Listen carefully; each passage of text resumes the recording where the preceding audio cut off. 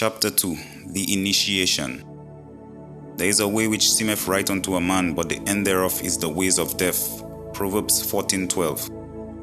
But the wicked are like the troubled sea, when it cannot rest, whose waters cast up mire and dirt. There is no peace, says my God, to the wicked. Isaiah 57, verses 20 and 21. And life outside Jesus Christ is exactly as stated in the scriptures above. I left my village armed with 50 naira and the address given to me by Alice, escaping to freedom, liberty, enjoyment, and all that go with them. But as you will see later, it was far from what I conceived in my young heart.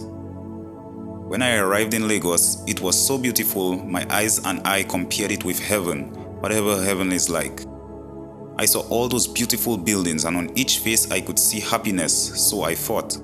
People appeared very busy, each one minding his business.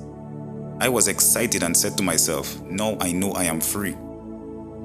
I arrived at Akintola Road, Victoria Island, and was well received by Alice and her parents. The parents knew me and my background as we came from the same village, but never of my relationship with their daughter. Alice then introduced me as the man she had chosen to marry. The parents were shocked, but after some discussions with her, they agreed on her conditions that they would further my education. Alice rejected the offer and requested that I be allowed to live with her in her own flat. The parents could not accept this, but she insisted. They had a strong argument for 4 days, and under some unexplained influence they agreed, and I moved in with Alice. Alice, a very beautiful girl, told me that she was an accountant with the Standard Bank and that she would make me rich and give me all that I needed in life. She said, just settle down and enjoy yourself. My first impression about Lagos was true after all. A few months ago, I was in a small hut in a small village surrounded by hatred, starvation, and suffering. And now here I was, living in a big, beautiful city, in a well-furnished flat, with a beautiful wife, who promised to give me all that life could offer. She showered me with gifts, money, clothing, love, etc. I never knew that the world was filled with all these good things. The devil is indeed a deceiver. The scriptures rightly say, the thief cometh not but for to steal, kill, and destroy. Only the Son of Man can give life and give it more abundantly. John 10:10. Dear reader, the devil has no free gift. Whatever he gives you is in exchange for your soul. This state of euphoria was short-lived because after a period of 3 months, strange things started happening. The mysterious experiences. One night, I woke up in the dead of night and found a boa constrictor beside me. I wanted to shout, but I could not. Some nights I would wake up and see Alice's body transparent as a cellophane bag. Some nights she would disappear and reappear. Some nights I would hear noises of dancing in the living room. I could no longer bear this fearful happening, so I decided to ask her, and her first reaction was violent and a serious warning. Do not ask me this question, or else I will deal with you. From then, I knew my life was in danger. I then preferred suffering in the village to what I came to discover. I became afraid of her. 2 days passed and she came with smiles, gifts, and hugged me and promised to explain things to me later. One day, she took me to a nightclub and there reminded me of her promise to make me rich and told me, one day you will know all that I know. We came back and life continued as normal between us. Inwardly, I knew I was in danger. But how could I escape, and where would I escape to? It is important to note here that Alice's parents did not know that their daughter, though young, was involved seriously in occultism and spiritism, and seriously warned me not to tell them if I loved my life. Dear reader, can you imagine a 20-year-old girl doing all these things? The outside saw her as a very beautiful and harmless girl working with a big bank, but she was the devil's agent. There are many Alices in the world today, as you will later find out. A horrific discovery. One day, after she had left for work, I decided to search the flat. As young as she was, the flat was well furnished. She had 4 refrigerators, and opening one, I saw human skulls, different parts of human body, both fresh and dry. Inside the ceiling were skeletons. In another corner of the room, I saw what I later knew as a chamber, a water pot filled with blood and a small tree in the center of the pot, a calabash and a red cloth by it. I could not continue. Now I knew I was a dead man, and since I had nowhere to run, I surrendered my life to whatever came, life or death, and kept sealed lips. Alice came back from work, and from the way she looked at me, I knew right from her office she knew what I had done in the house. Encounter with the occult world. The following day, she requested me to follow her to a meeting. I was already a captive and had no choice. We went to a very big building on the outskirts of Lagos. On arriving, the building had an underground conference hall. I was instructed by Alice to enter backwards. I obeyed and entered with my back. She also did the same.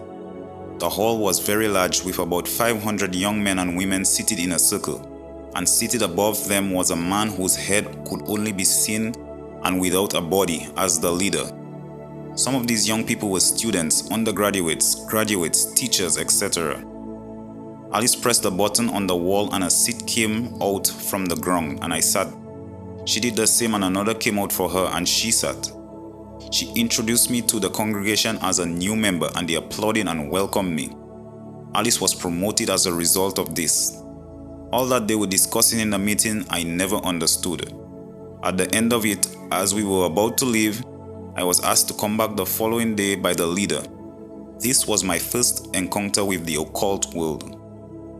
That same night at 2 a.m., and this is the usual hour of meetings and dangerous operations by all the forces of darkness and their agents, Alice woke me up and told me certain things. She said, "I am not an ordinary human being. I am half human and half spirit, but mainly of the spirit. What you see in my chamber is what I use during my morning prayers, so that the spirits will guide me through the day. As for the skeletons, I will tell you later." I never said a word. She brought out some books on the world mysteries for me to read, and with my inquisitive mind, I decided to read them. Shortly, I became interested, and immediately she saw that I was now interested. Unknown to me, she sent my name to an occult society in India. As previously instructed, the following day I went back to the society alone and there met 9 others and some witnesses. We were to be initiated. We were called out to the center of the hall and the following things were administered to us. 1. A concoction that looked like potty was rubbed all over our bodies. This qualifies you as a full member. 2. A glass shot of oil-like liquid was given to us to drink. This qualifies you to be an agent. 3. A gunpowder-like substance was rubbed on our heads. This qualifies you to study their mysteries. Unknown to me, the initiation ceremony was being recorded in India, and the next day I received a letter from them. In the letter, I was instructed to stain the letter with my own blood and post it back to them through a means they described, not post office. I did. From this point, there was no turning back. Turning back meant death, as one was always reminded, and I knew there was no more hope for me. Covenant with Alice. Early one morning, she told me that there was an important ceremony to be performed in the house. At 12 a.m., she brought a crawling child, a girl, alive. Before my eyes, Alice used her fingers to pluck out the child's eyes. The cry of that child broke my heart. She then slaughtered the child into pieces and poured the blood and flesh into a tray and asked me to eat. I refused. She looked straight at me, and what came out of her eyes cannot be explained in writing. Before I knew what was happening, I was not only chewing the meat but also licking the blood. While this was happening, she said, "This is a covenant between us. You will never say out anything you see me do or anything about me to any human on earth. The day you break this covenant, your own is gone." Meaning the day I break this covenant, I would be killed. After this incident, I started having strange feelings inside of me. I was changed and could no longer control myself. A word of warning to mothers. Do you know your house helps? What is their background like? Do you care to find out all about them before entrusting the lives of your children to them? How did Alice get this little child she slaughtered, you may ask? Therefore, parents, know the background of your house helps. When Alice saw that she had succeeded in getting me fully involved in Spiritism and was fast growing in it, she was satisfied and knew her mission was accomplished. She found a flat for me, helped me finish it, and thereafter severed the relationship. Covenant in India. The society in Delhi, India sent me a second letter asking me to come to India. In it also, I was instructed to do the following: eat excrete, eat decaying smelling rats, and to have sexual intercourse with the spirits in the cemetery at night. After fulfilling all of the above, I was bound never to have any sexual intercourse with any woman on earth. I sent a reply to their letter informing them that I had no visa and did not know how to get to India. By this time, I had started doing business. I was a serious smuggler, but because of these powers behind me, I had no trouble with customs. I started having a lot of money, food and materials were no longer scarce. One day, I locked my flat and went out. Coming back, I opened the door and behold, a man was sitting in the parlor. I was afraid. He said, "Are you not Emmanuel Amos?" I said, "I am." He said, "I have been sent to collect you to India, so get ready." I looked everywhere and went and sat beside him on the cushion ready for the next order. But like lightning, he touched me and we vanished. The next place I saw was a big conference room in Delhi, India, with a large congregation already seated and waiting to welcome us. They brought out files where my name had already been written and asked me to sign beside it. I did. A tray containing human flesh cut in pieces with a basin of blood were brought out. An empty jug was given to each person, and then a man without a head went round pouring the blood and flesh into jugs. Different candles and incenses were being burnt also. The headless man made some incantations and everyone drank the blood and ate the meat, and the meeting was over. The initiations in India. Now the period of my testing had come. I was sent to a valley of 200 meters deep. In it were assorted dangerous reptiles and wild beasts. These were to torture me. I was not to shout, for if I did, I failed the exam and the consequence was death. After 7 days of agony, I was brought out and sent to a place called India Jungle. In this jungle, I saw different types of demonic birds. Demonic because some had faces like dogs, some like cats, yet with wings. Inside this jungle was a cave, and this cave is only opened by these demonic birds. They opened the cave and I went inside. The things I saw are hard to explain. There were terrible creatures. Some looked like human beings but with tails and without human faces. This was another torture. The torture there could best be described as semi-hell. I was in that state for 7 days and was brought out. I was then sent to a very big library that contained large volumes of mystic books to study. I later picked 2 books, Abyssinia, which means destruction, and Asinia, which means giving life or curing. Later I was given more books. I was instructed to build a chamber as soon as I returned to Nigeria with the following things in it: a native water pot filled with human blood, a living tree inside, a human skull, boa skin, and big shiny latrites besides the pot. Blood inside the water pot is to be taken every morning with an incantation. I was also instructed never to eat any food cooked by humans, but I would be fed supernaturally. With all these instructions, I came back to Nigeria the same way I went and fulfilled all. Back home in Nigeria, I had now become a part and parcel of the spirit world and could travel at will to any part of the world. According to the books I brought, spirit beings are living in space. Perhaps they would increase my powers, so I decided to try. I came out of my house, made some incantations, called the whirlwind and disappeared. I found myself in space and saw the spirit beings. "What do you want?" they asked. I told them I wanted powers. I came back to Earth after 2 weeks, having acquired powers from them. Like I said earlier, I could no longer control myself. Despite all these powers I had already, I still needed more and more power. I decided to go into the underworld to prove what was written in the books given to me. One day I went to a hidden place in the bush, made some incantations as stated in the books, and commanded the ground to open. The ground opened and demons created steps immediately. I stepped in and went right inside the ground. There was total darkness that can only be compared with one of the plagues that occurred in Egypt as recorded in the Bible. I saw a lot of things that were hard to explain. I saw people chained, people used for making money. Their duties are to work day and night to supply money to their captors. I saw some elite society members who came in to do sacrifices and would go back to the world with some gifts given to them by the spirits controlling the place. I saw some church leaders who came for powers to say a thing that is accepted without questioning in the church. I stayed for 2 weeks and came back after receiving more powers. People saw me as young and innocent but never knew I was dangerous. There are lots of such people around today. Only those in Jesus Christ are safe in the real sense of safety. Covenant with the Queen of the Coast. One evening, I decided to have a walk along the Ibuta Meta bus stop. I saw a beautiful young woman standing there. I never spoke a word to her.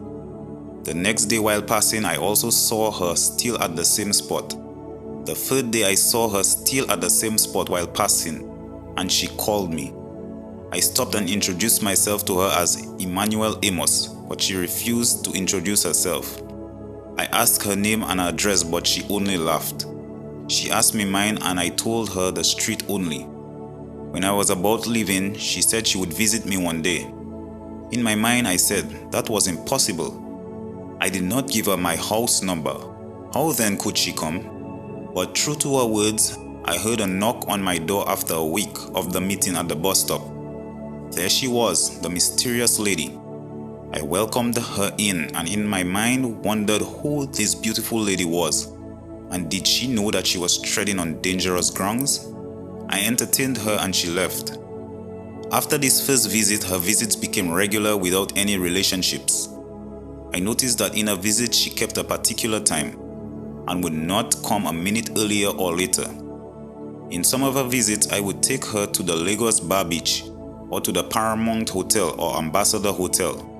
All this while, she did not tell me her name. I decided not to worry. I knew the relationship would not develop to more than that. I had already been instructed never to touch a woman. Suddenly, she changed the day visits to nights. During one of these visits, she told me, "Now it is time for you to visit me." We stayed together that night and at 8 o'clock the following day we took off. We joined the bus and she told the driver to stop at the beach bar. As we stopped, I asked her, "Where are we going?" She said, "Don't worry, you are going to know my house." She took me to a corner of the beach bar, used something like a belt and tied around us, and immediately a force came from behind and pushed us into the sea. We started flying on the surface of the water and went straight down into the ocean. Dear reader, this happened in my physical form. At a point, we sank into the seabed, and to my surprise, I saw us walking along an expressway. We moved into a city with a lot of people, all very busy. Covenant with the Queen of the Coast. The spirit world. I saw laboratories like science labs, designing labs, and a theater. At the back of the city, I saw some beautiful girls and handsome young men. No old people. She introduced me to them and I was welcome. She took me to places like the dark room, drying room, and packing room. She then took me to a main factory and warehouse and then came to a private mansion. There she sat me and told me, "I am the Queen of the Coast and would very much like to work with you. I promise to give you wealth and all that go with it, protection and all that go with it, life and an angel to guide you." She pressed a button and a tray came out with human flesh in pieces in it and we ate it together. She commanded a boa to appear and asked me to swallow it. I could not. She insisted, but I could not. How could I swallow a live boa? She then used her paws and I swallowed it. These were 3 covenants. The human flesh and blood, the boa, and the demonic angel were always there to make sure no secret was revealed. But the angel was given power to discipline me if I went astray, and also to bring me food from the sea anytime I was here on earth. I promised to obey her always. After the promise, she took me to another part of the ocean, this time an island. There were trees, and each of these trees had different duties. 1. Tree for poisoning. 2. Tree for killing. 3. Tree for invoking. 4. Tree for cure. She gave me powers to change to all kinds of sea animals like hippopotamus, boa constrictor, and crocodile, and then she vanished. I stayed in the sea for a week, and through one of the means mentioned above, crocodile, I came back to the world. The underwater laboratories. I stayed in Lagos for a week and then went back to the sea, this time for 2 months. I went into the scientific laboratories to see what was happening. I saw psychiatrists and scientists all working very seriously. The work of these scientists was to design beautiful things like flashy cars, latest weapons, etc., and to know the mystery of this world. If it were possible to know the pillar of the world, they could have, but thank God, only God knows. I moved into the designing room, and there I saw many samples of cloth, perfumes, and assorted types of cosmetic. All these things, according to Lucifer, are to distract men's attention from the Almighty God. I also saw different designs of electronics, computers, and alarms. There was also a TV from where they knew those who are born-again Christians in the world. There you will see and differentiate those who are churchgoers and those who are real Christians. I then moved from the laboratories to the dark room and drying room. The dark room is where they kill any disobedient member. They kill by first draining the person's blood and then sending the person to the machine room, where he or she will be ground to powder, and then send the dust to the sack room, where they will be bagged and kept for the native doctors to collect for their charms.